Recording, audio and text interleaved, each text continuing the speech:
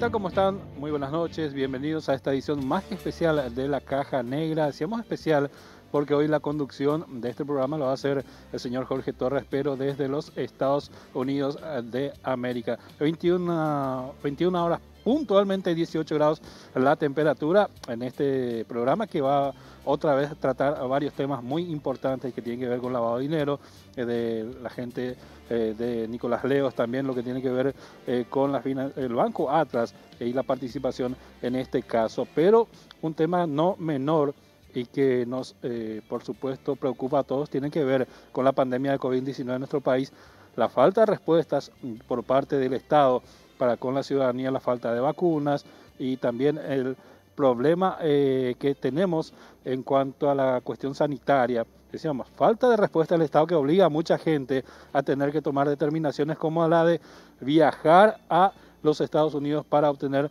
la vacuna correspondiente. Entre ellos está, por supuesto, el señor Jorge Torres, quien está en Miami Beach, y por supuesto desde ahí ya los saludamos. Jorge, ¿cómo estás? Muy buenas noches.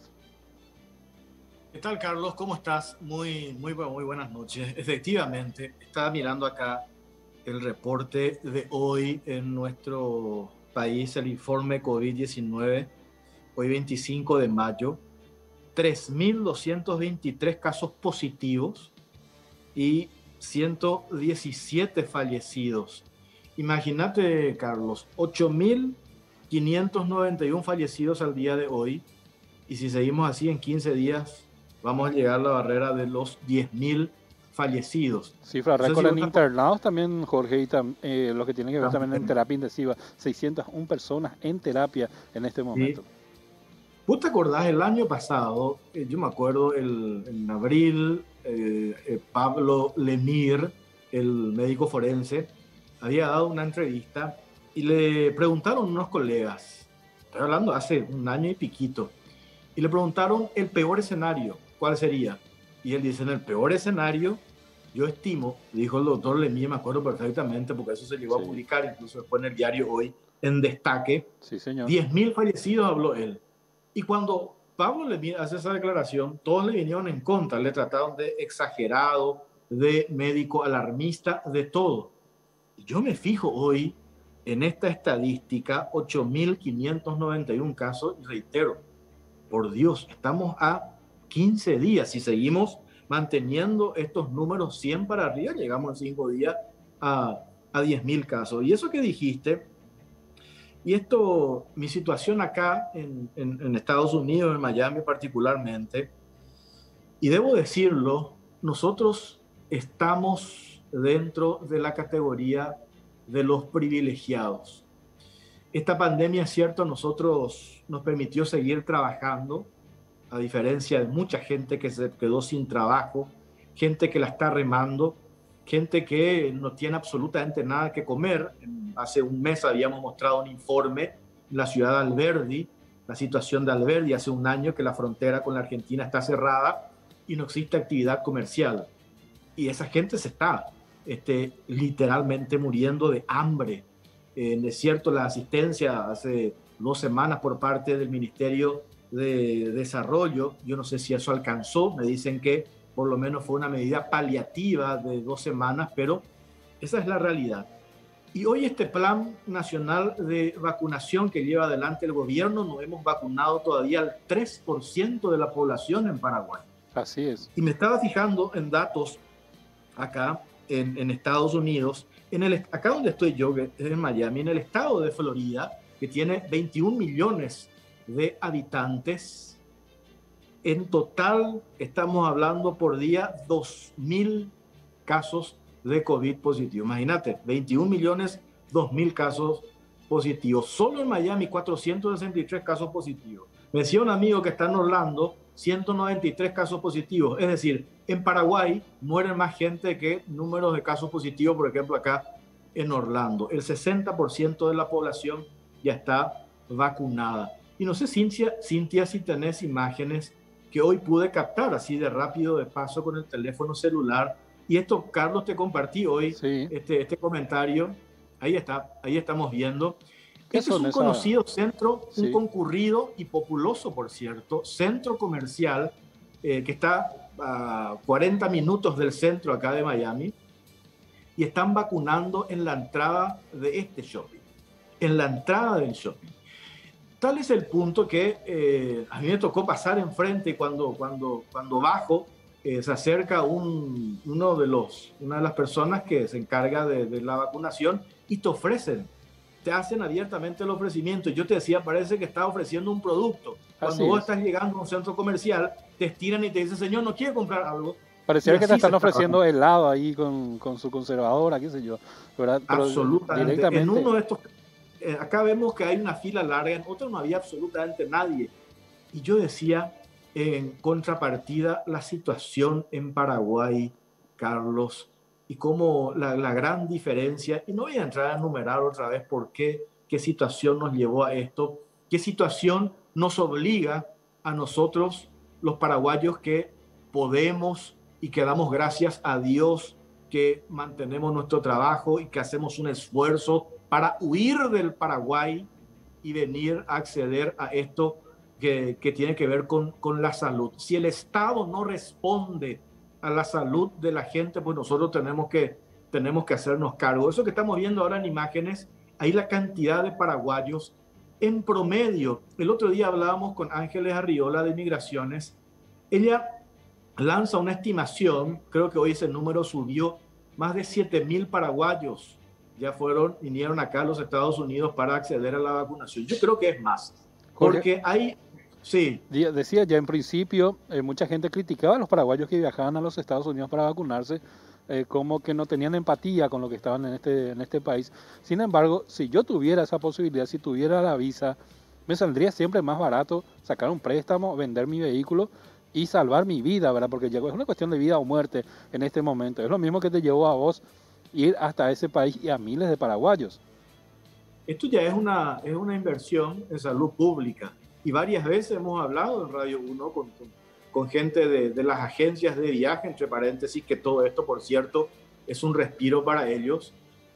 Si vos hoy no te llegás a enfermar, ojalá no suceda eso, de COVID, y requerís terapia intensiva o requerís internación, que por cierto ya no hay más camas, pero hacer el cálculo de cuánto implica el concepto de gastos y todo lo que tenés que movilizar.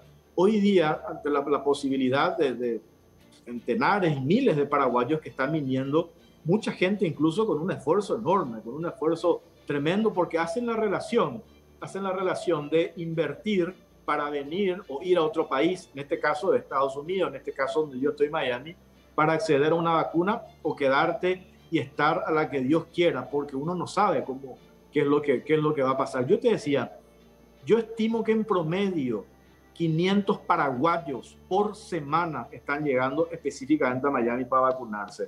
Estamos hablando de 2 aerolíneas, uno Copa, otro Easter, que tienen una frecuencia de 3 vuelos por semana, y viendo la cantidad de gente, todo el avión lleno, la cantidad, yo hacía una estimación el otro día, en promedio, te digo, Carlos, 600, 700 personas por semana, de los cuales estoy seguro que el 80% viene exclusivamente para hacer este turismo de vacuna, viene exclusivamente para vacunarse. Y esa es una cruda y triste realidad, que tengamos que huir del Paraguay para acceder a esto que tuvo que haber sido una prioridad. Y yo te decía, no sé si vale la pena entrar a enumerar los problemas, claro, que ya sabemos qué es lo que pasó: negligencia, desidia, corrupción, confiamos en el mecanismo COVAX y todo lo que ya sabemos, pero la realidad hoy es que Paraguay no llegó ni siquiera al 3% de la población vacunada. Jorge, ¿cómo es llegar, o sea, desde el momento en que uno arriba a los Estados Unidos, al aeropuerto, y qué es lo que pasa posteriormente? Uno, ¿cuándo se vacuna? ¿Dónde se vacuna? Y bueno, ¿qué proceso lleva luego hasta regresar al Paraguay? Sí, sabes que a mí me decían que hoy llegas al aeropuerto y ya te vacunan. Sí. No es tan así. En realidad, sí, llegas al aeropuerto. Acá en Miami hay centros vacunatorios. Hay uno que está cerca del aeropuerto, que está a 30 minutos, que es un centro de convenciones. Y ahí uno llega y te hacen la consulta. Imagínate, Carlos, te hacen la consulta. Solamente tenés que presentar tu pasaporte. Solamente te piden el pasaporte. Anteriormente Ya acá en el estado de Florida te pedían residencia, Sí. y otras cuestiones, arraigo en los Estados Unidos. Hoy ya no piden eso porque ya les sobra vacuna. Es más, en algunos puntos acá en Florida, los grandes centros vacunatorios ya tuvieron que cerrar. Encontrás vacunas en las farmacias. ¿Por qué? Porque ya la gente ya no va. Ya el 60% de la población ya fue vacunada. Vos llegás, te cuento la experiencia mía, Sí. con otros paraguayos que compartimos el vuelo. La semana pasada salimos después de la noche, llegamos acá el viernes por la mañana. Hicimos rápidamente del aeropuerto, directamente del aeropuerto ya fuimos al centro vacunatorio, que está más cerca del aeropuerto, 40 minutos. Formamos fila, te preguntan qué vacuna querés. Si querés la AstraZeneca, si querés la Pfizer, la Janssen, que es la Johnson Johnson, te hacen la consulta. Por supuesto, nosotros dijimos, vamos a la que es de una sola dosis. Claro. No nos da la posibilidad de ponerte 2 dosis, de volver y ir otra vez, es imposible. Entonces, y vi en esa fila donde aplican la Johnson Johnson, es la fila más larga y está todos los latinos. Cantidad de argentinos, te decía paraguayos, colombianos, latinos preferentemente en esa fila. Esperas no más de 20 minutos, completas, entregas tu pasaporte, te registran, te hacen una serie de preguntas que tienen que ver con si sos alérgico a la vacuna, etcétera, etcétera. Después ya pasás a otro lugar y ahí ya están unos militares que te aplican la vacuna, vas a otro espacio, esperas los 30 minutos correspondientes si no te genera alguna reacción y ya está. Y después, obviamente, para retornar al Paraguay, eso yo retorno mañana a la noche, ya estar, si Dios quiere, en Asunción ya el jueves por la mañana, necesariamente tenés que presentar tu PCR, tu PCR negativo. Eso acá hay lugares donde se hace de manera gratuita, te agendas previamente, o hay otros sitios donde incluso laboratorios privados que tienen un costo también no muy elevado y te dan en 20 minutos el resultado de tu PCR, los requisitos que necesitas para retornar al Paraguay. Hay que resaltar un poco, Jorge, esa política que tienen los gobiernos que sí cuentan con autoridades que valen la pena, por decirlo de alguna manera, ¿verdad? Porque se sientan, planifican. Y hoy, ¿qué hace Estados Unidos? ¿Qué hace Miami, por ejemplo? Está reactivando toda su economía gracias a las vacunas y gracias a que importan de alguna manera turistas de manera que se puedan vacunar en el lugar, pero estos turistas gastan dinero ahí, ¿verdad? Absolutamente. Reactivan toda la economía, reactivan el turismo, reactivan a todos los comercios. Mientras tanto, acá nosotros estamos llorando miseria. Absolutamente. Hoy todos nosotros hablamos, vos habrás hablado también con los analistas, los economistas, te dicen, para que se dé la reactivación económica en Paraguay tenemos que tener vacunas. Y eso vemos en otros países, vemos acá en los Estados Unidos. Me decía el portero acá del edificio donde estoy, como cuando fue aumentando el número de gente vacunada, empezó de vuelta esta ciudad, Miami, a tener movimiento, actividad nocturna, los shopping. Tenés que ver lo que es fin de semana. Yo no me bajé, pero sí hice un recorrido. La gente ya prácticamente no usa tapabocas. Yo digo si esa es una irresponsabilidad o no, pero hice la consulta, me decían ya en su mayoría acá optó por esta vacuna, por la Pfizer, doble dosis, y la gente ya prácticamente no usa tapabocas. En algunos lugares sí, espacios cerrados es de uso obligatorio, en los shopping, en las farmacias, en los lugares cerrados, pero en general la actividad nocturna, la noche, los restaurantes, incluso el espacio cerrado, la gente ya no usa tapabocas. Y vos ves cómo se movió de vuelta, esto se reactivó la economía y es lo que nosotros estamos pidiendo desesperadamente y a los gritos.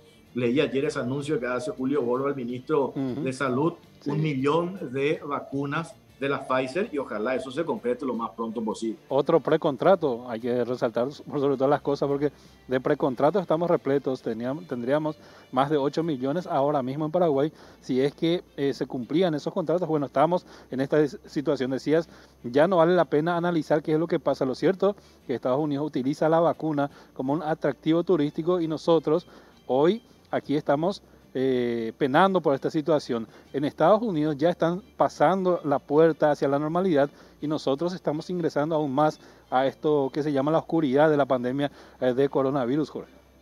Es terrible, es terrible. Leía un posteo que hiciste hoy en las redes sociales, decía, desde enero de este año estamos con anuncios en la segunda quincena, el próximo mes, confiamos en COVAX, confiamos en los chinos, confiamos en Estados Unidos, confiamos en Qatar, confiamos en la India. Si juntamos todos los anuncios, ya habremos tenido más de 50 millones de vacunas en Paraguay. Y sobre todo... 100% de acuerdo con tu opinión en redes sociales. Y sobre todo hay que escribir un libro de excusas también, Jorge, en este tema del gobierno, porque ya nos dieron todo tipo de excusas del por qué no llegan estas dosis, desde que regatearon los precios, desde que no somos amigos de ciertos países que producen, desde que el avión no decoló por X o B motivo. Lo cierto es que no tenemos vacunas. Nuestra realidad nos dice que tenemos más de 600 personas en terapia intensiva, de las cuales 300 posiblemente van a morir, según las estadísticas que se manejan, y esto va creciendo, más de 3.000 casos el día de hoy. ¿Qué es lo que pasa? ¿Qué es lo que tenemos? Tenemos un sistema de vacunación que no está funcionando como debería. Hoy ampliaron el horario hasta las 22 horas, pero creemos nosotros que deberían ser en todos los vacunatorios y no en un solo lugar. Mientras tanto, tenemos la incertidumbre tremenda de cuándo llegarán más vacunas. Hacíamos un cálculo hoy, Jorge, si es, a mí cuándo me alcanzaría, por ejemplo, yo tengo 45 años y necesitamos administrar algo así como 1.700.000 vacunas para que me llegue a mí el turno. Y te imaginas a este ritmo cuándo me llegaría a tocar, ¿verdad? Y esa es la situación de muchísimos paraguayos que hoy están en la situación de tener que trabajar, de tener que salir a traer el pan nuestro cada día. Absolutamente, esa es la triste realidad. Bueno, el martes pasado, en la Caja Negra, nosotros revelamos un informe confidencial, cual hemos accedido. Y hago esta introducción, Carlos, parece importante. ¿Por qué nosotros decidimos dar a conocer el contenido de estos informes? ¿Y por qué nos parece de interés general? Porque estamos hablando de empresas privadas, vinculadas incluso negocios, esquemas de lavado de dinero. ¿Y por qué es de interés general? Por lo que, vamos a ver si podemos charlar con la gente de la CEPRELAB. Paraguay este año tiene que rendir un examen demasiado importante, el examen de GAFILAB, para dejar de estar en esa lista famosa, Paraguay, país propicio para el lavado de dinero, para el financiamiento del terrorismo. Estamos hablando de lo que es el Grupo de Acción Financiera de Latinoamérica, GAFILAB. En la segunda parte de este informe, nosotros accedimos a un informe de auditoría que ordenó la Conmebol ya en la administración actual de Alejandro Domínguez Wilson Smith, ordena una auditoría, un grupo de abogados, un bufete de abogados, una auditoría forense. Concluye esa auditoría forense y a partir de allí se encontraron con la existencia, presumiblemente, de hecho punible de lavado de dinero. Esto motiva a que la Conmebol, a través de un abogado, presente una denuncia penal ante el Ministerio Público el 4 de febrero pasado. Nosotros en el informe de la Caja Negra el martes pasado hablábamos del caso Banco Atlas.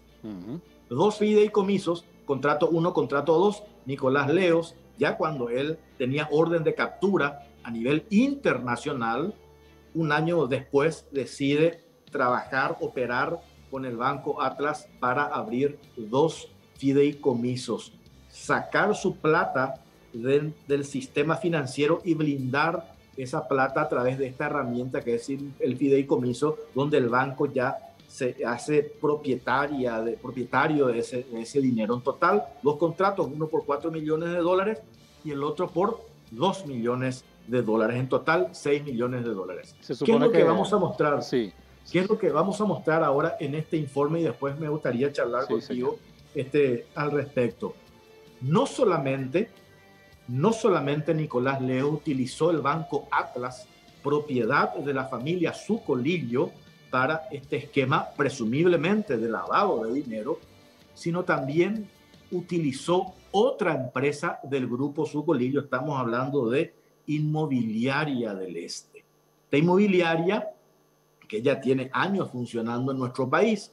En el informe vamos a detallar, porque nosotros accedimos a varios de los inmuebles registrados, fracciones administradas por esta inmobiliaria que pertenecen a Nicolás Leo. Acá imprimí, tengo la copia de este informe. Esto también está en el informe de auditoría y que se presentó al Ministerio Público. ¿Te parece si vemos este informe y a la vuelta hablamos de qué es lo que representa esto y cómo se habría utilizado la inmobiliaria de la familia Sucolillo para lavar parte del dinero de Nicolás Leos.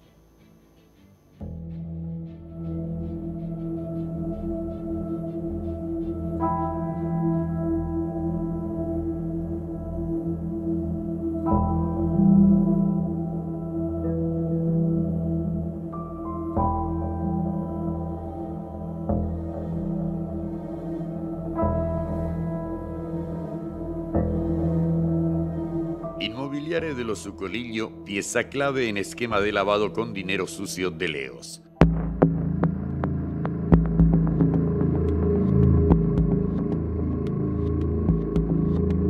Bienes inmuebles convertidos hoy en rentables loteamientos son administrados actualmente por Inmobiliaria del Este Sociedad Anónima, propiedad de la familia Sucolillo, y sus rendimientos depositados en el Banco Atlas. Estas operaciones son parte de un esquema casi perfecto para lavar parte de los 200 millones de dólares desviados por Leos durante su administración como presidente de la Conmebol. La Inmobiliaria de los Sucolillo, IDESA, es parte del esquema de lavado Atlas Leos. La Caja Negra tuvo acceso al detalle de las fracciones administradas por la Inmobiliaria de los Sucolillo y recorrió los loteamientos. En la ciudad de Luque está ubicada la fracción San Agustín. No existen lotes para la venta. Está totalmente vendido y poblado. En la ciudad de Altos, sobre el nuevo asfalto que une a Tira Altos, en el sitio verificamos que no hay lotes libres en la actualidad. En la ciudad de Caacupé, de acuerdo a los documentos, existen unos 5 loteamientos administrados por Inmobiliaria del Este a favor de Leos. Fracción San José II, La Candelaria, Costa Dorada 1 y 2, Virgen del Valle y María Auxiliadora y Cumbre del Sol. La mayoría son lotes totalmente vendidos. Por último, el equipo de la Caja Negra verificó las fracciones ubicadas en la ciudad de Emboscada. Las fracciones San Agustín y fracción Tucán corresponden a Inmobiliaria del Este. Otros loteamientos están ubicados en Piribebuy, Quindío e Itá. Inmobiliaria no colaboró con investigación en Estados Unidos. El 12 de agosto del 2016, el prestigioso bufete de abogados de los Estados Unidos, Quinn Emanuel, firma que colabora con la investigación de transferencias irregulares de dinero de la Confederación Sudamericana de Fútbol Conmebol. También había solicitado informes a Inmobiliaria del Este, propiedad de la familia Sucolillo. La nota fue dirigida a Guillermo Brugada, gerente general de Inmobiliaria del Este, donde se le solicitaba información relacionada a los bienes de Nicolás Leos. Sin embargo, nunca hubo respuesta por parte de la inmobiliaria a este pedido, a diferencia del Banco Atlas, que al menos respondió y se excusó con el secreto bancario para evitar proveer la información requerida. La verificación de información relevante en poder de Inmobiliaria del Este para la investigación criminal en curso, llevada a cabo por la Fiscalía de Nueva York, fue imposible. El gerente general de la inmobiliaria ni siquiera respondió a la solicitud de la justicia americana.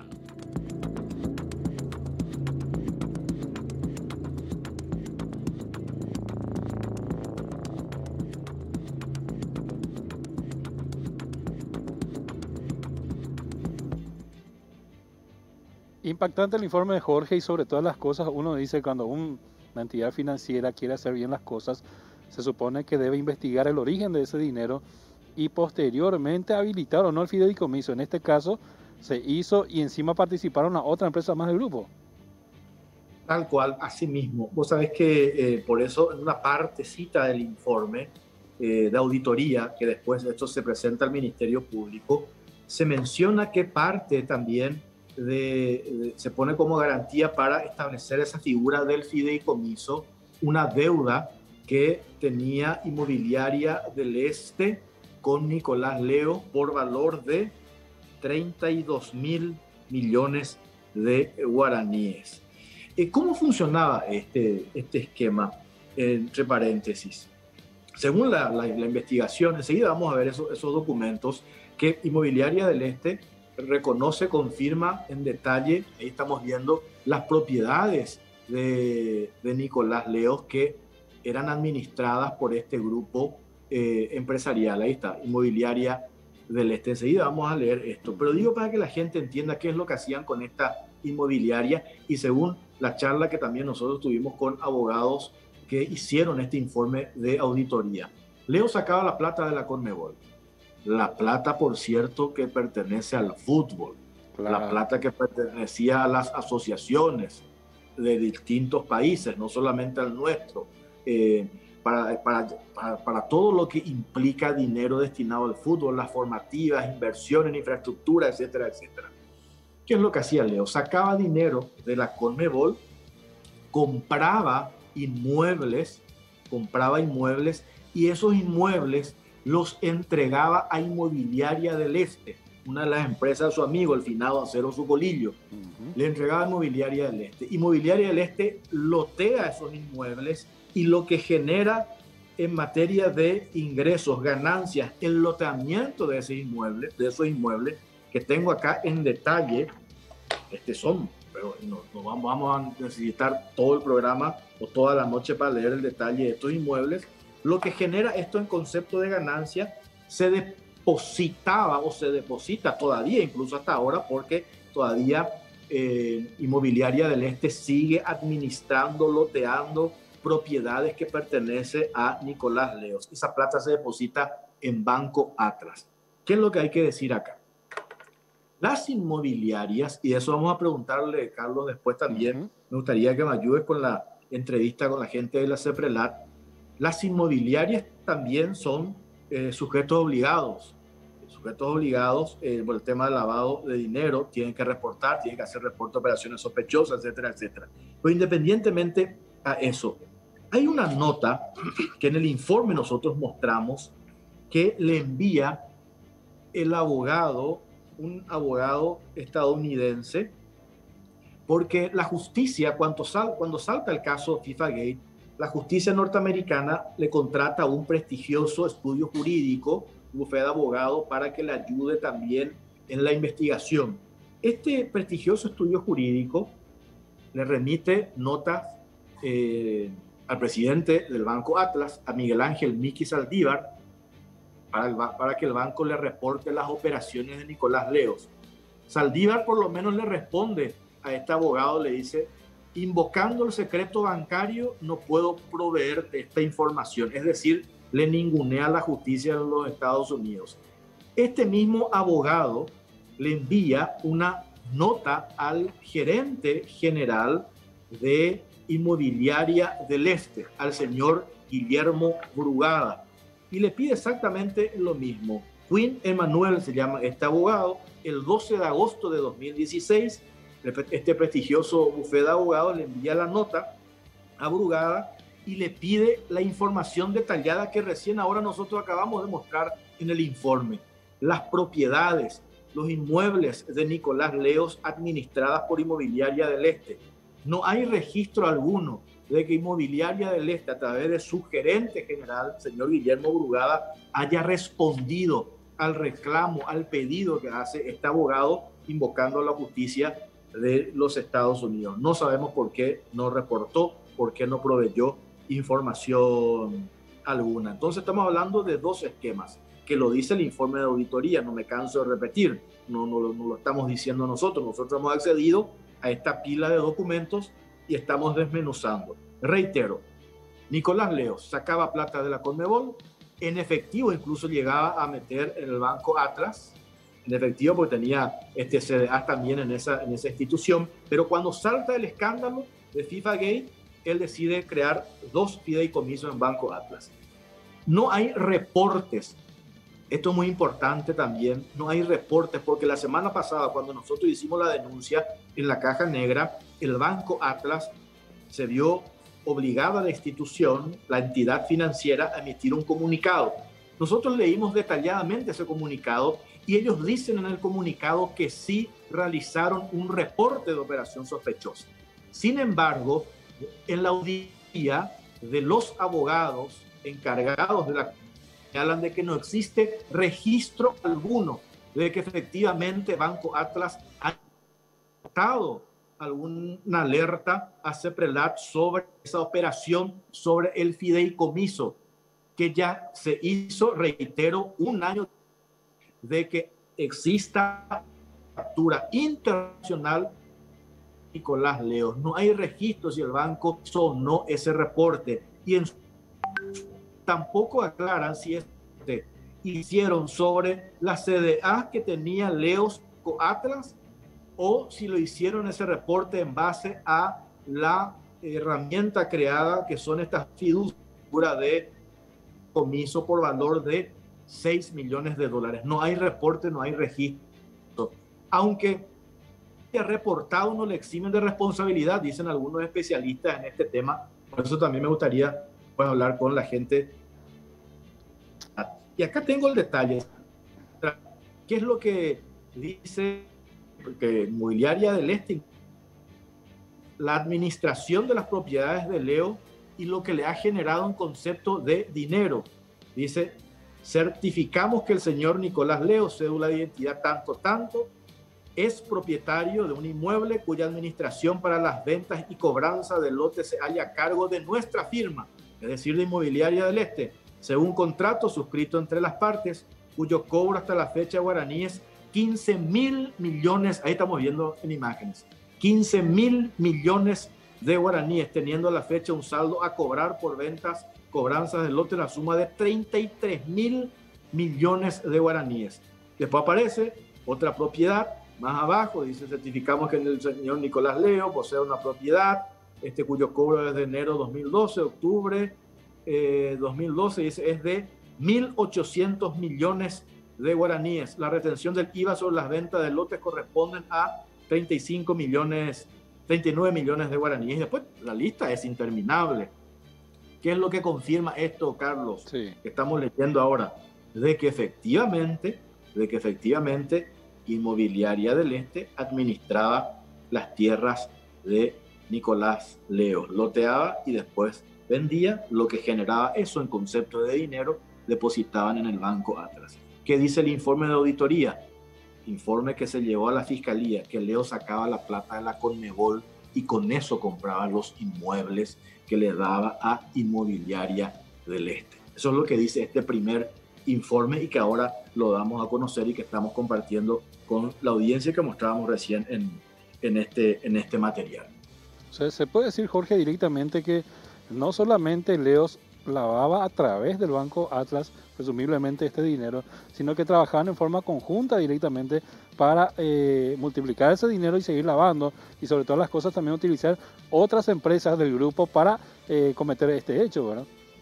Absolutamente, hay que recordar que primero dentro del grupo Sucolillo, Inmobiliaria del Este es una empresa que empezó a operar mucho antes que Financiera Atlas y después la constitución de Banco Atlas. Y la operación, tú sabes que me contaban el otro día fuentes de la Conmebol. En la Conmebol, la Confederación Sudamericana de Fútbol, no hay registros contables del movimiento de dinero del 2013 para abajo. No se puede auditar. ¿Por qué?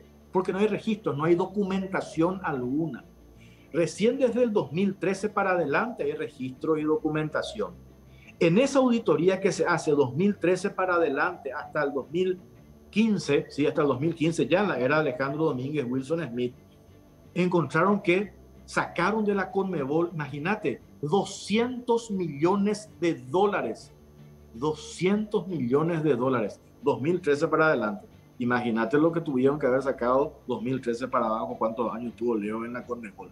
De esos 200 millones de dólares se llegaron a recuperar números más, números menos, 52 millones de dólares, que es lo que pudieron traquear desde la Conmebol y recuperar parte de ese dinero. Y el resto, bueno, el resto, hacerle la ruta, el seguimiento, la ruta del dinero, a lo mejor los encontramos en parte de toda la plata que movió Leos a través del Banco Atlas o en toda la plata que movió Leos a través de Inmobiliaria del Este. Y reitero, hasta ahora, Inmobiliaria del Este sigue administrando estas propiedades que, según reza en el informe de auditoría, se compraron con dinero de la Conmebol, con dinero del fútbol y que administró Inmobiliaria del Este. También tenemos nosotros información desde los actuales administradores de Inmobiliaria del Este, quienes están al frente, los gerentes, que no precisamente son los sucolillos, son los que están en el día a día, los otros son accionistas, pero por supuesto son parte del negocio, de que se querían desprender de la administración de las propiedades de Nicolás Leo por todo el escándalo que ya sabemos. Imagínate la investigación que tiene encima, nada más y nada menos, la justicia de los Estados Unidos ante la presunción de lavado de dinero. Y hablan con las hijas de Nicolás Leo, con la viuda de Leo, y le dicen, nosotros ya no vamos a administrar más esta propiedad. Y las hijas y la viuda de Leo se plantea y le dicen, no, nosotros queremos, porque si no, nosotros vamos a contar muchas cosas. Entonces ellos se querían a toda costa desprender de esta operación. No sé si tenemos que hacer una pausa y después mostrarte el otro informe que es clave para entender también esta historia. ¿Qué decís, Carlos? No, sobre todo aclarar un poco más en qué momento también, ¿verdad?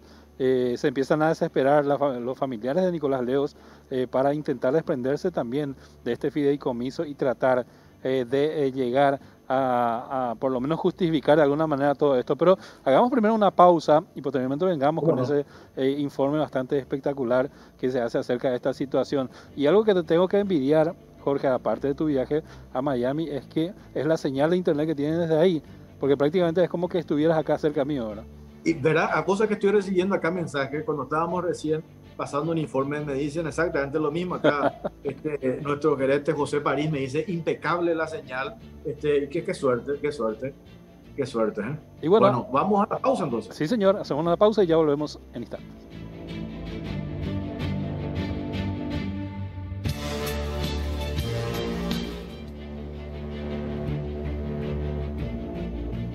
...21:39, seguimos aquí en la Caja Negra y Jorge Torres desde Miami Beach ya nos va a contar acerca del siguiente informe y los detalles, los recovecos acerca de esta situación que involucra a la familia Leos con el Banco Atlas y la Inmobiliaria del Este. Cuando nosotros accedimos, Carlos, a este informe de auditoría, mostramos el martes pasado trabajamos con nuestra productora, con Cintia Mora, que ella prácticamente lo hicimos así en tiempo récord y estuvo hasta horas de la madrugada trabajando sobre este tema. Y estábamos repasando cómo dividir este informe que tiene más de 64 páginas. Y en una parte hay un hecho demasiado importante. ¿Por qué?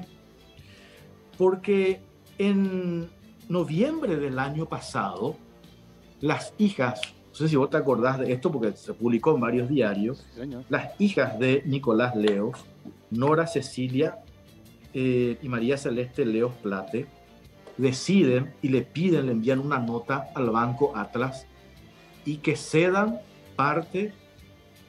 que cedan el segundo contrato de fideicomiso que ellos habían firmado con anuencia de su padre en mayo del 2016, ceder 8.831 millones de guaraníes a la Conmebol.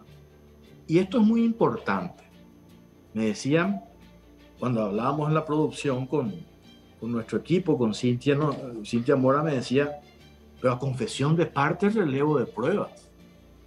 Si las hijas de Nicolás Leos hubiesen tenido conciencia de que esa figura creada o que crea su papá con el Banco Atlas para el segundo contrato de fideicomiso se hizo con dinero fruto del esfuerzo, del trabajo, de su ahorro, dejó de fumar o lo que fuese, van a pelear hasta el final para que no le saquen un solo guaraní o un solo centavo de dólar, porque estamos hablando de depósitos también en dólares.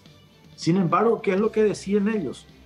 Deciden solicitarle al Banco Atlas desprenderse de eso para que se le devuelva a la Conmebol 8.881 millones de guaraníes. Y es lo que dice el informe que vamos a ver ahora y a la vuelta hablamos sobre eso.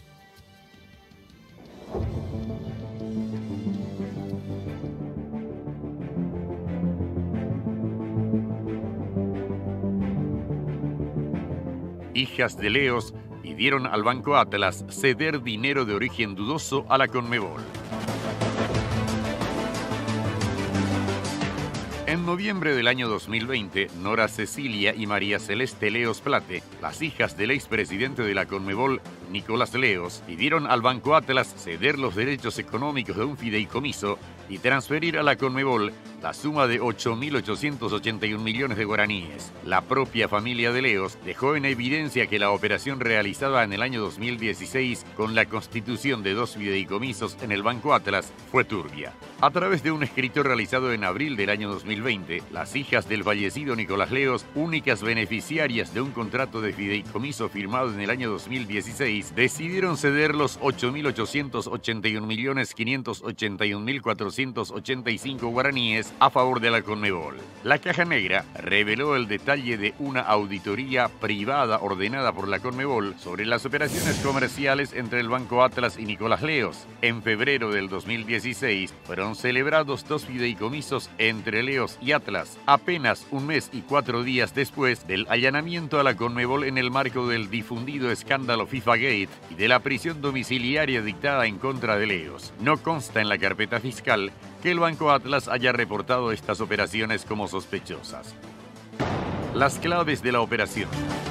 Nicolás Leos, fideicomitente, celebró 2 contratos de fideicomiso con Atlas fiduciario. Ambos contratos fueron modificados con el fin de cubrir gastos de salud y gastos derivados de procesos judiciales. Fideicomiso 1. A tal efecto, transfirió al Banco Atlas la propiedad de bienes representados inicialmente con CDAs por valor de $1.469.315,44 y guaraníes $15.649.560.529 para que se conforme un patrimonio autónomo administrado por el fiduciario. El mismo día, jueves 11 de febrero de 2016, el señor Nicolás Leos celebró el fideicomiso 2 con el Banco Atlas. A tal efecto, también transfirió al Banco Atlas la propiedad de bienes representados inicialmente con certificados de ahorro por valor de $691.475,56 y $7.364.965.521 guaraníes. Este contrato, muy similar al anterior, se diferencia principalmente en las personas designadas como beneficiarias. En este caso, se designó a las señoras Nora Cecilia Leos Plate de Cardoso y María Celeste Plate de Ribeiro. En conjunto con ambos fideicomisos, el señor Nicolás Leos transfirió al Banco Atlas la suma de $2.160.791 más la de $23.014.526.050 guaraníes, que equivalía aproximadamente a $4.022.112 al cambio del día, que sumados totalizan la suma de $6.182.903. La solicitud de transacción para continuar el fideicomiso debió haber activado como mínimo una señal de alerta que debió haber sido analizada por el oficial de cumplimiento y por el comité de cumplimiento. Y el resultado de dicha evaluación necesariamente debe constar por escrito. Dependiendo del resultado, debió haberse iniciado la relación comercial o no, y emitido u omitido el reporte de operaciones sospechosas. Luego del escándalo mundial FIFA Gate, la Conmebol inició un proceso de investigación y recuperación de parte del dinero que Leos desvió durante su administración. Se denunció que Leos hacía millonarios depósitos de dinero en el Banco Atlas, incluso en una ocasión depositó $1 millón sin el más mínimo control sobre el origen de los fondos. ¿Cuánto lucró la inmobiliaria y el Banco de los Sucolillo con el dinero sucio desviado por Nicolás Leos? La Fiscalía tiene en sus manos una denuncia penal por lavado de dinero en contra de los directivos del Banco Atlas.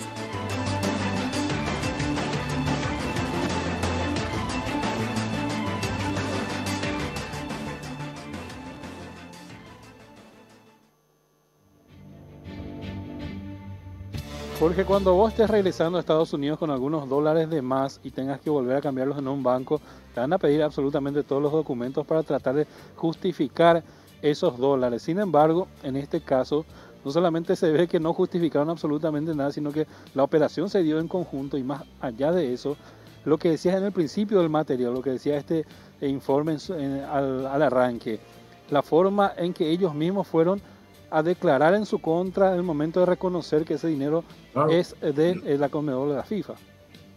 Absolutamente, es lo que decíamos, Carlos. A confesión de parte, relevo de prueba, como dicen los abogados. ¿Por qué la familia de Leos decide plantearle esto al Banco Atlas ceder los derechos económicos de un fideicomiso y transferir a la Conmebol la suma de más de 8.000 millones de guaraníes. Por eso el otro día, el martes pasado, hablábamos de una responsabilidad para la comisión o de la comisión directiva del Banco Atlas, presidida por Miguel Ángel Miki Saldívar, que es el actual presidente de esa entidad bancaria. Hay una responsabilidad, reitero, administrativa, porque tuvieron que haber alertado. Estamos hablando de una persona que ya tenía orden de captura a nivel internacional y estaba sacando plata del sistema que le podían haber embargado ese dinero. Entonces, rápidamente, ¿qué es lo que se puede interpretar? Que recurre al banco del amigo, al banco de su colillo, para entregarle en fideicomiso y blindar la plata. Estamos hablando de 6 millones de dólares. Y lo otro, la responsabilidad penal, que es la denuncia que formula la Conmebol el 4 de febrero de este año ante el Ministerio Público, ante la presunción de lavado de dinero. ¿Qué es lo que me dicen? Si esto puedo compartir sin problema. ¿Qué es lo que me dicen? ¿Por qué las hijas de Leo actuaron de esta manera? Ellos sabían de que estaban en el foco de la investigación, nada más y nada menos que por lavado de dinero.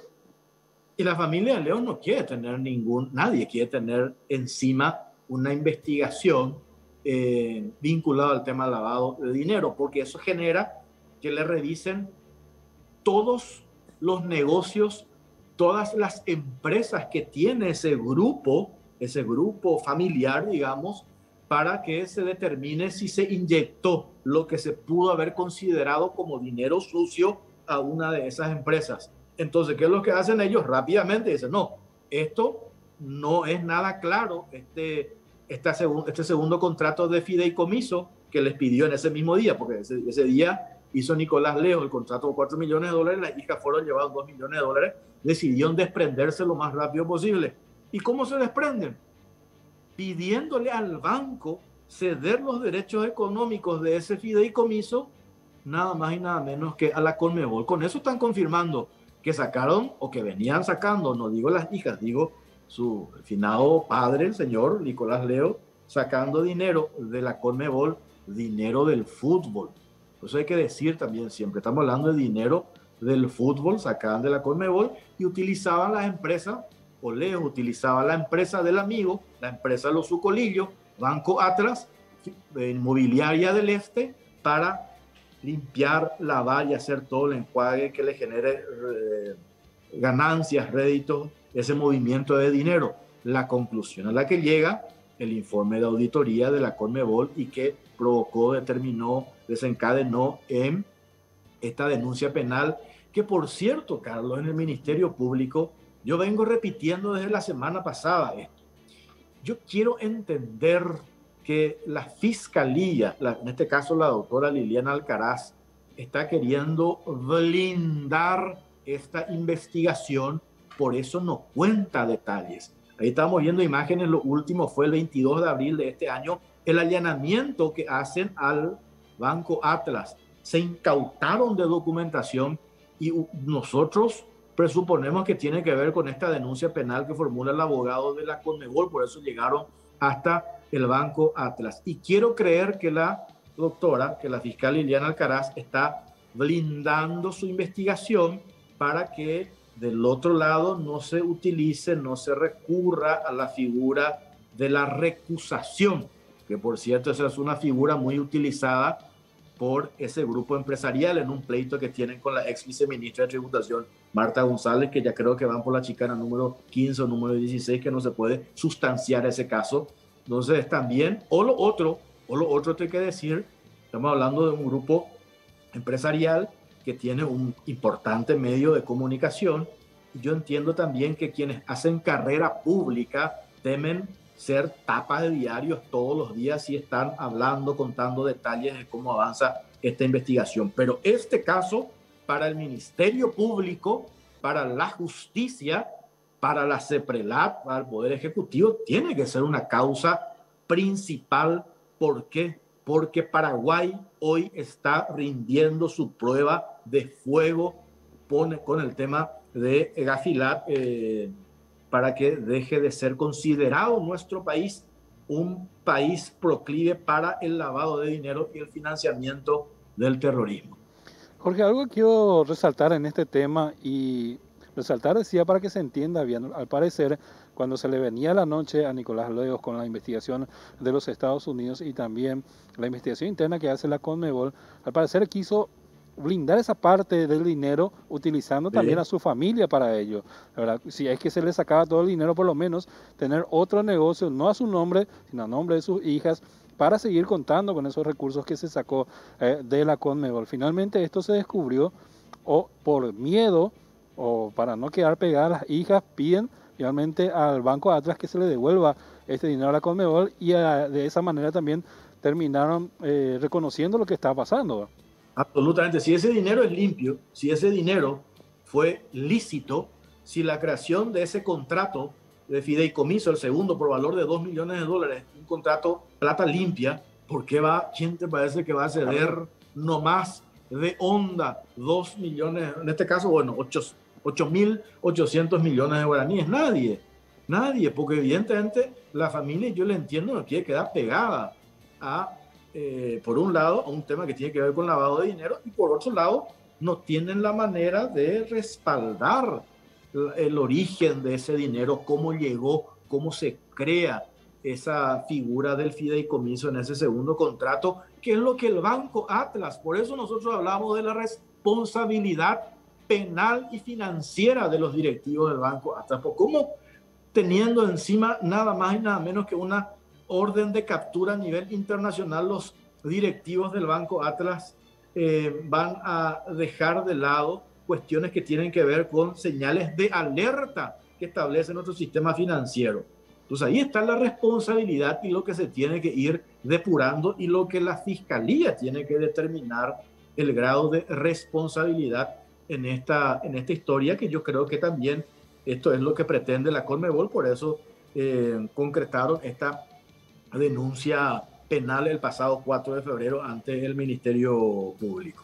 Y subrayar nuevamente el tema de que desde el momento de que ellas se tratan de desligar de ese dinero, dejaron en evidencia al Banco Atlas directamente. Sí, sin más, o sea, con eso ellos ya no tienen excusa de decir, nosotros no sabíamos de dónde vino ese dinero, no sabíamos que Leos pobrecito estaba siendo perseguido o por la justicia norteamericana, no sabíamos que él estaba siendo pobrecito procesado por la justicia, y nosotros hicimos un negocio creyendo que ese dinero era realmente de origen bueno.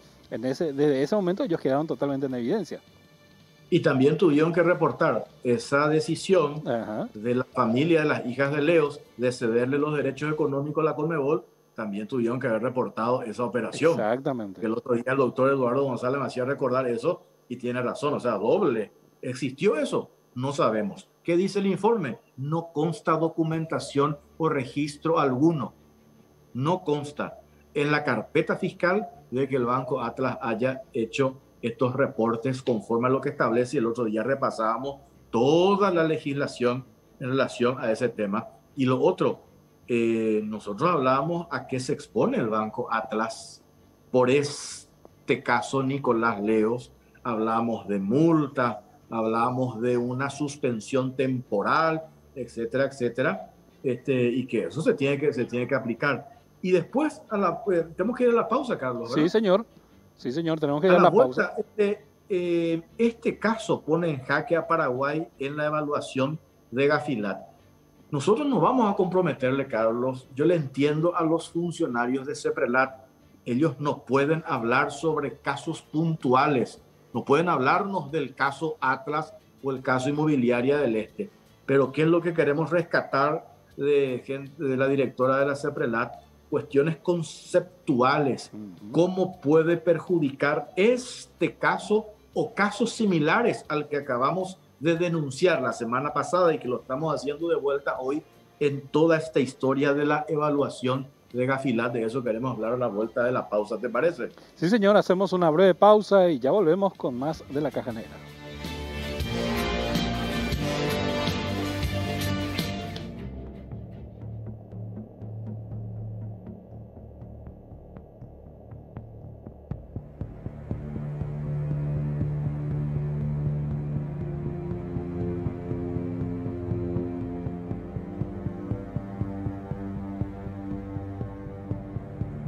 caso Atlas Leos pone en jaque a Paraguay en evaluación de Gafilat.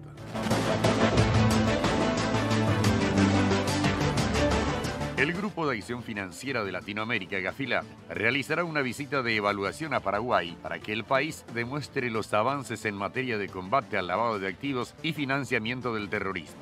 Uno de los objetivos de este examen es el funcionamiento del sistema de prevención y de la aplicación de sanciones. ¿Qué es Gafilat? El Grupo de Acción Financiera de Latinoamérica, Gafilat, es una organización intergubernamental de base regional que agrupa a 17 países de América del Sur, Centroamérica y América del Norte. Fue creado con la finalidad de prevenir y combatir el lavado de activos, financiamiento del terrorismo y el financiamiento de la proliferación de armas de destrucción masiva a través del compromiso de mejora continua de las políticas nacionales contra estos flagelos y la profundización en los distintos mecanismos de cooperación entre los países miembros. La organización regional está integrada por Argentina, Bolivia, Brasil, Chile, Colombia, Costa Rica, Cuba, Ecuador, Guatemala, Honduras, México, Nicaragua, Panamá, Perú, República Dominicana, Uruguay y Paraguay. ¿Qué realiza? Gafilat apoya a sus miembros en la implementación de sus 40 recomendaciones y en la creación de un sistema regional de prevención contra el lavado de activos y el financiamiento al terrorismo. Las herramientas principales para asistir a los países son las medidas de capacitación y asistencia técnica y las evaluaciones mutuas. A este estudio será sometido nuestro país y consiste en una revisión de los sistemas y mecanismos que se han creado en cada miembro del grupo para la prevención y el combate del lavado de activos y financiamiento del terrorismo. El proceso de evaluación conlleva el estudio y análisis del cumplimiento de las 40 recomendaciones y la efectividad de sus resultados. Esto le permite al país analizado integrarse a la red global del Grupo de Acción Financiera GAFIFAT y recibir una calificación de aval. ¿Qué pasará si Paraguay no aprueba? Si Paraguay no pasa esta prueba, sería catalogado como un país no cooperante en materia de prevención del lavado de activos y financiamiento del terrorismo. Escenario en el que, además de tener que impulsar planes y programas de mucha rigidez para salir nuevamente de la lista, impactará negativa y directamente en muchos aspectos, según precisó Carlos Arregui, ministro de la Secretaría de Prevención del Lavado de Dinero o Bienes, CEPRELAD. Un mal resultado reducirá la calificación de riesgo soberano y obstaculizará el desarrollo país, ya que podría darse un encarecimiento generalizado de los servicios financieros, primas de pólizas de seguro, envío de remesas, entre otros. Reporte de operaciones sospechosas. Caso Atlas. En el compendio de las 40 recomendaciones que serán evaluadas por Gafilat, figura en el ítem 20 el reporte de operaciones sospechosas. Según su manual, si una institución financiera sospecha o tiene motivos razonables para sospechar que los fondos son producto de una actividad criminal o están relacionados al financiamiento del terrorismo, a esta se le debe exigir por ley que reporte con prontitud sus sospechas a la Unidad de Inteligencia Financiera UIF. Al tomar en cuenta dicho reporte que deben hacer los bancos, el caso que involucra al Banco de la Familia Sucolillo podría perjudicar el proceso de evaluación que realiza el Gafilat. Esto atendiendo que el Banco Atlas ignoró señales de advertencia sobre Nicolás Leos y autorizó fideicomisos por más de $6 millones. Fue en febrero de este año que el representante legal de la Confederación Sudamericana de Fútbol Conmebol presentó una denuncia penal por el presunto hecho punible de lavado de dinero en contra de los directivos del Banco Atlas. La base de la denuncia fue la auditoría realizada por la Conmebol en la que se señala una operación fiduciaria realizada entre Nicolás Leos y el Banco Atlas, pese a que sobre el ex dirigente deportivo ya pesaba una orden de captura internacional de la justicia norteamericana. Un aspecto grave revelado tras la investigación de la Caja Negra sobre las operaciones comerciales entre el Banco Atlas y Nicolás Leos es que no consta en la carpeta fiscal que el banco haya reportado la operación fiduciaria como sospechosa, situación que pondría en riesgo la evaluación de Paraguay ante Gafilat.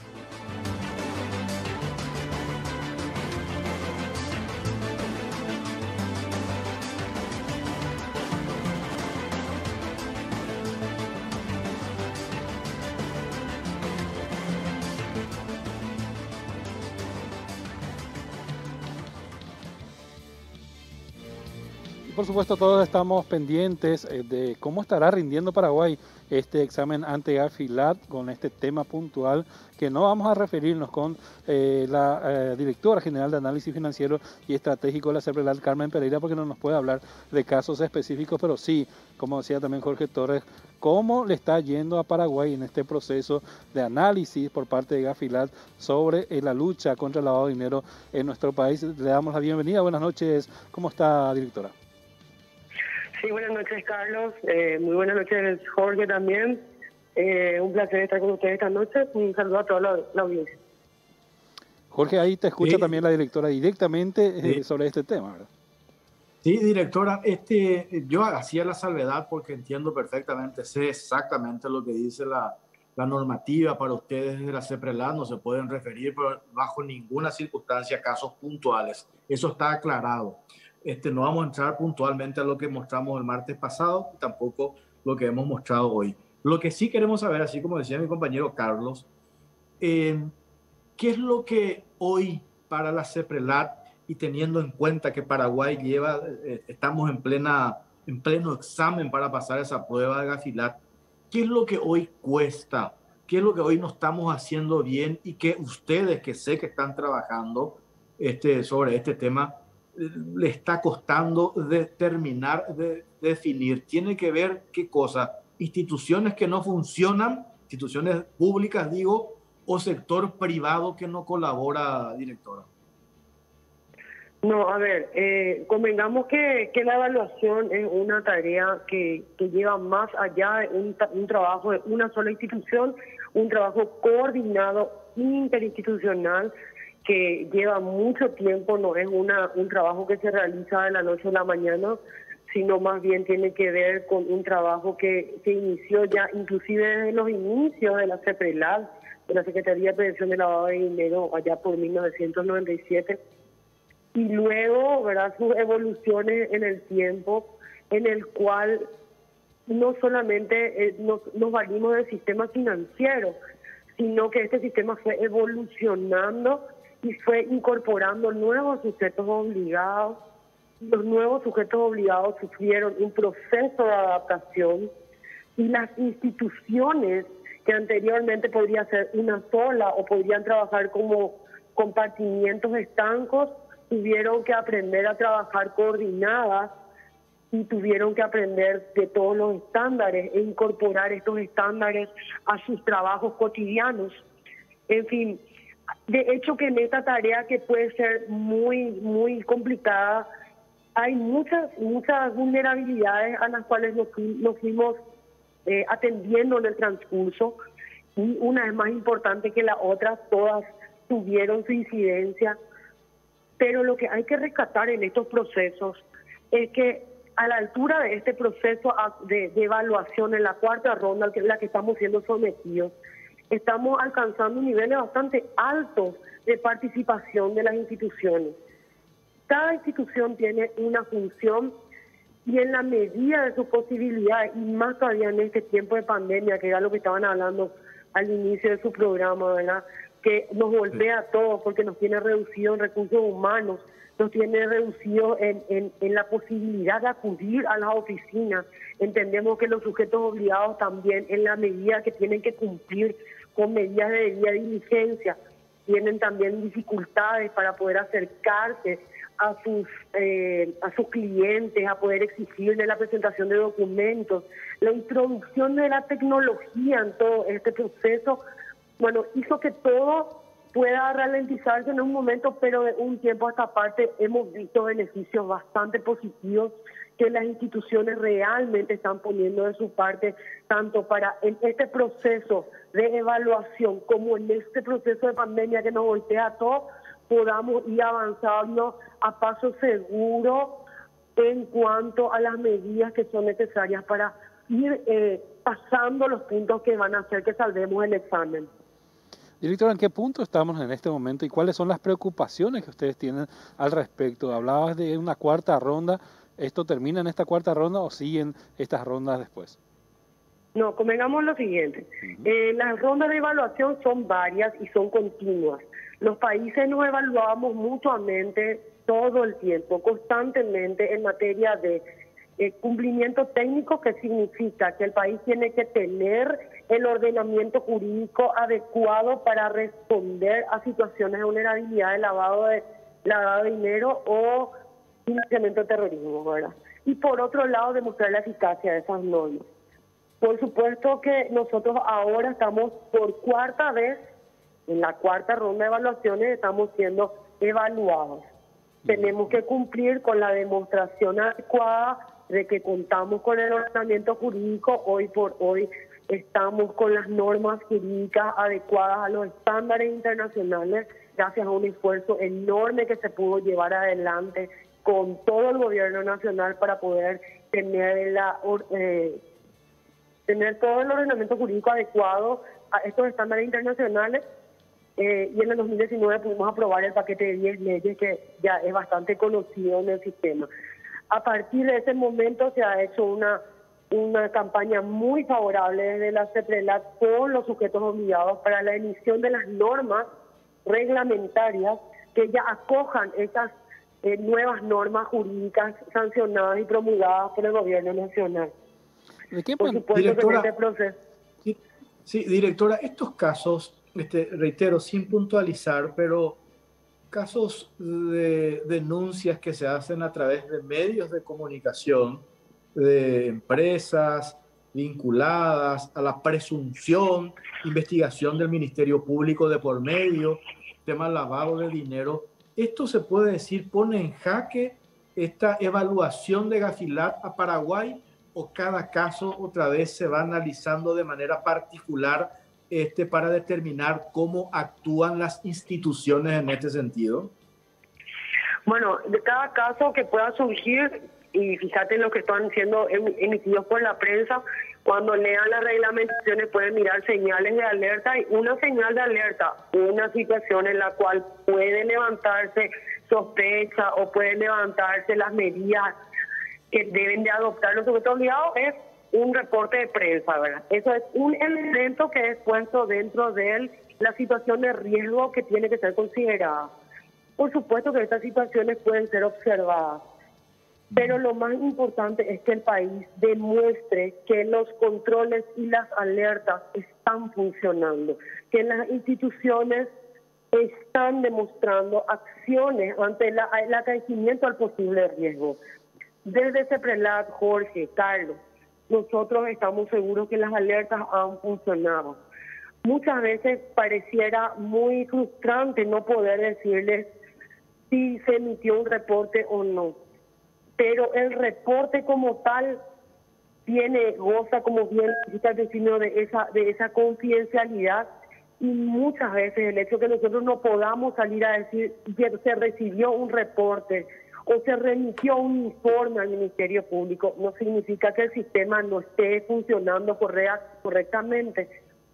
Y muchas veces también estos hechos en los cuales pareciera que están diciendo no se emitieron reportes, no se tiene conocimiento, para nosotros es efectivo decir que las instituciones están cumpliendo con su misión de confidencialidad, porque esa misma ley que nos consagra como Secretaría de Prevención del Lavado de Dinero, consagra el principio de confidencialidad del reporte de operación sospechosa, de su contenido y también de los emisores, de los oficiales de cumplimiento, de las entidades financieras, de los demás sujetos obligados que son nuestros colaboradores más cercanos y que tratan con información muy sensible, a quien tenemos que proteger.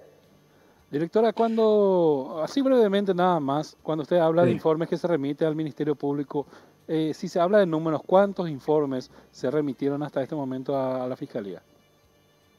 En este momento, en el año 2021, ya vamos por los 50 informes más o menos remitidos al Ministerio Público y a otras autoridades competentes. Generalmente nosotros recibimos un promedio de 10.000 reportes, que es lo que cerramos el año pasado. Los reportes se dividen en reportes de alta, media y de bajo riesgo. y generalmente se toma por asunción absoluta el alto riesgo primero. O sea, todo aquello que revista alto riesgo tiene que ser atendido para poder desvirtuar que sea efectivamente una alerta de lavado de dinero, financiamiento del terrorismo, y luego vamos bajando a las demás alertas de riesgo medio y de riesgo bajo. Absolutamente todas las alertas que se reciben son calificadas, priorizadas y atendidas. Y si ellas revisen los indicios necesarios, van a las autoridades competentes. Cerramos, Carlos. Sí, señor, cerramos este contacto con la directora general de Análisis Financiero y Estratégico de la CEPRELAT. Agradecemos a la directora Carmen Pereira por este contacto y sobre todo las cosas por aclarar en qué proceso estamos con respecto a esta evaluación de Gafilat. Muchísimas gracias, directora. Muchísimas gracias a ustedes, muy buenas noches. Bueno, Jorge, creo que por lo menos quedan en algunas cosas, ¿verdad? Dudas acerca de si estos mecanismos realmente están saltando, sobre todo cuando no hay voluntad de ciertos organismos como instituciones financieras de informar sobre estos casos. Lo que pasa es que acá nosotros tenemos un problema cuando se habla de la confidencialidad, y esa es una cuestión que hasta qué punto, ahí nosotros no sabemos, por eso yo la pregunta inicial que le hacía a la directora, ¿dónde estamos fallando? Yo creo que desde las instituciones también, de Fiscalía, Poder Ejecutivo, Poder Judicial, hay falencias, eso no podemos negar. Pero también el sector privado, ¿cómo estamos? ¿Le tiramos toda la responsabilidad del control al sector público nomás? ¿O hay una corresponsabilidad del sector privado que se presta a blindar a los amigos porque el que trae la plata es amigo del dueño de la empresa donde vamos a depositar dinero? O sea, todas esas cuestiones también, ¿verdad? Pero la confidencialidad, ahí nosotros, si no tenemos filtraciones, y esa es una discusión que se da en la Facultad de Periodismo, nosotros no tenemos problema. Cuando consideramos que yo aclaré incluso desde el inicio del programa, esta es una filtración también que nosotros tenemos documentación y hacemos un análisis si es de interés público. Si es de interés público, ahí hacemos un análisis previo y decimos, esto merece que la ciudadanía entienda, merece que la ciudadanía conozca. Y eso sirve también como una herramienta, a través de la prensa, digo, de control y de presión ciudadano para que las instituciones funcionen, no solamente las instituciones públicas, sino las privadas, y hagan lo que tengan que hacer. Y nosotros, Paraguay, supere esta prueba y, insisto otra vez, por la cuarta vez que voy a repetir, yo no quiero que Paraguay siga siendo considerado un país donde se lava dinero, se financia el terrorismo. Nosotros pasamos la prueba y eso los economistas te hablan lo que implica eso para el Paraguay en materia de inversión, préstamos, créditos, etcétera, etcétera. El beneficio es demasiado grande. Ojalá se intensifiquen los controles, por sobre todo en las entidades financieras y organizaciones, empresas que están lavando dinero, porque esto también se da en el caso de otro oscuro manejo en la cooperativa del Senado, que vamos a estar hablando a la vuelta de la pausa, Jorge. Muy bien, señor. Pausa, ya venimos.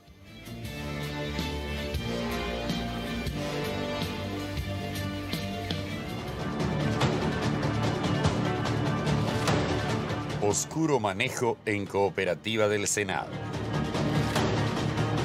En sesión ordinaria del 13 de mayo pasado, el Senado aprobó sobre tablas el proyecto de declaración que insta al Instituto Nacional de Cooperativismo INCOP a intervenir la cooperativa multiactiva de funcionarios de la Honorable Cámara de Senadores Limitada. Según el proyectista Enrique Riera, existen graves sospechas de actos de corrupción que ocurrirían campantemente en dicha cooperativa desde hace mucho tiempo. De acuerdo a la denuncia presentada ante el Pleno, los funcionarios de la Cámara Alta son víctimas de usura y sufren el embargo de sus salarios pese a haber cancelado sus deudas. En noviembre de 2017, una auditoría dejó al descubierto una serie de irregularidades en la cooperativa de los funcionarios del Senado. El equipo de la Caja Negra tuvo acceso a este documento de carácter confidencial que consta de más de 70 páginas en las cuales se dan a conocer las debilidades encontradas en el periodo del 1 de enero del 2014 al 31 de diciembre de 2016. En ese entonces, la comisión directiva del Consejo de Administración de la cooperativa estaba compuesta por Anastasio Barreto Armoa, presidente, Pedro Reinaldo Riveros Casal, vicepresidente, Leticia Santa Cruz, secretaria, Carlos Duarte Chávez, tesorero, José Daguerre, protesorero, Marino Alarcón, vocal titular, Billy Joe Núñez, vocal suplente, Lilian Hidalgo, vocal suplente, y Sergia Encina, administradora. Entre sus resultados, los auditores revelaron que hubo limitación sobre el estado financiero de la cooperativa al no acceder a los libros mayores, diarios, inventarios, auxiliares de compras, auxiliares de ventas, ni composiciones de cuentas o cualquier otro respaldo de contabilidad. Tampoco pudieron encontrar los libros del IVA elaborados por la administración de la cooperativa. Constataron que la cooperativa no poseía un departamento exclusivo para analizar los riesgos crediticios. Hemos notado en casi la totalidad de las concesiones que la persona encargada de recepcionar las solicitudes es la que aprueba y concede el préstamo. Esto constituye un riesgo de fraude elevado en el ambiente de control interno de la cooperativa, se lee en el informe final. Esta falencia derivó a que al cierre del año 2016 haya 34 préstamos vencidos por valor de 183 millones de guaraníes que no pudieron ser regularizados por incapacidad de pago del socio. Al hacer una revisión de legajos y solicitudes crediticias de 30 socios principales de la cooperativa, el equipo de auditores pudo determinar las siguientes falencias. 175 solicitudes de crédito no registraban firmas de aprobación de préstamos por un valor de 448.334.658 guaraníes. 177 solicitudes de crédito adjuntaron la fotocopia de cédula del socio por 449.192.558 guaraníes y 72 solicitudes de crédito adjuntaron certificado de ingresos del socio por 275.247.998 guaraníes. En cuanto a la revisión de documentaciones respaldatorias de préstamos otorgados, no se observaron comprobantes que avalen los desembolsos de préstamos realizados, como recibos, comprobantes de desembolso y o liquidaciones de préstamos firmados por el socio.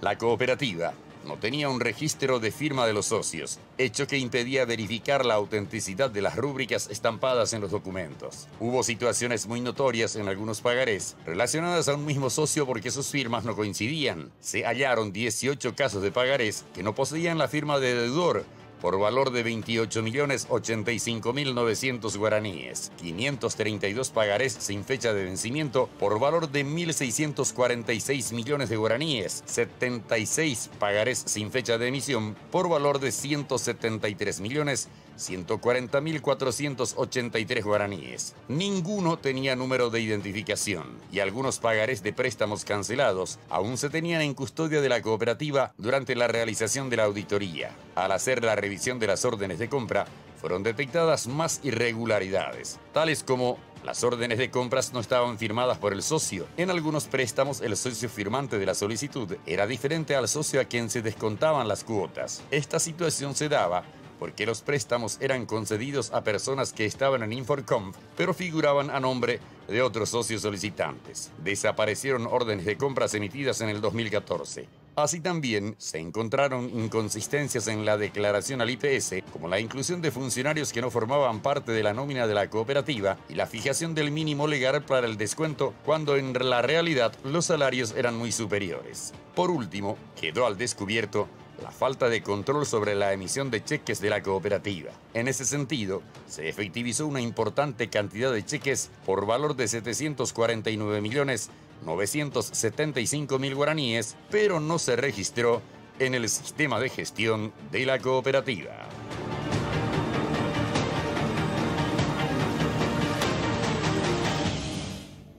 Y para hablar de este tema ya está en línea Pedro Loblen, presidente del Instituto Nacional de Cooperativismo, pero antes yo quiero hablarte de otro tema. Te quiero hablar de Barcos y Rodados y BR-Car. BR-Car es la mejor solución para el control y ahorro de tu flota de vehículos.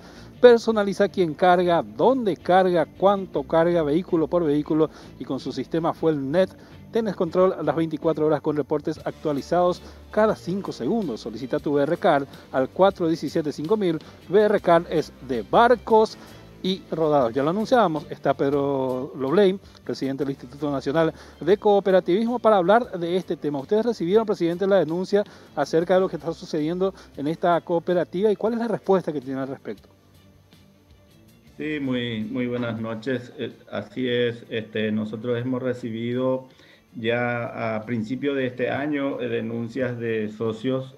Voy a hacer referencia un poquito a recordar que estoy yo como presidente de enero del año pasado. A principio de este año hemos recibido esta denuncia de varios socios y inmediatamente el 3 de marzo hemos remitido una fiscalización a la cooperativa, y en el cual ya en este momento tenemos ya los resultados de la fiscalización y las medidas que hoy ha tomado el Consejo de Administración del INCOP, que es la de dado el informe y todo lo que se ha verificado dentro de la fiscalización. Se ha decidido el día de hoy la intervención de la cooperativa. ¿Qué significa eso, rápidamente? Bueno, significa, en primer lugar, el informe de fiscalización que hemos hecho sale a descubierto, o sea, deja mucha duda en la consistencia de los balances. Entonces, lo que va a hacer el INCOP envía a los técnicos, interviene la cooperativa, todas las autoridades quedan cesantes, y allí los pasos es tratar de acceder a todas las documentaciones que tiene la cooperativa, así como hemos verificado, se ha verificado en el informe. Vamos a tener que trabajar sobre los balances, el estado contable, los libros y todas las documentaciones que se pueda acceder a partir de la fiscalización. O sea, con la fiscalización, el INCOP entra y hace toda la parte del trabajo con la intervención, mejor dicho, que es un proceso de 90 días, ¿verdad? Presidente, muchísimas gracias por este contacto y para conocer justamente acerca de la situación de esta cooperativa. Ya estaremos en contacto nuevamente con él para posteriormente saber qué pasó con la investigación. Yo no sé si Jorge está todavía desde Miami Beach. Jorge, estamos cerrando la caja negra, ¿eh? Estamos cerrando, le vamos a llamar a Pedro el viernes. Yo ya estoy en Radio 1, si Dios quiere, le vamos a llamar a ampliar, porque tengo acá mensajes de funcionarios del Senado que están preocupadísimos por esta situación de la cooperativa. Imagínate, hay mucha plata de por medio, hay denuncias de usura, hay denuncias de malversación, de cheques voladores, de préstamos que están dando sin el mayor control. Entonces, una preocupación de los funcionarios del Senado, y vamos a hacerle seguimiento a este tema. Carlos, te agradezco un montón, ¿eh? Un gusto compartir contigo este programa, ¿sí? Gracias a vos, que tengas buen retorno. Espero que traigas 2 millones de vacunas para nosotros aquí, para el país de venida, y por supuesto que llegues bien.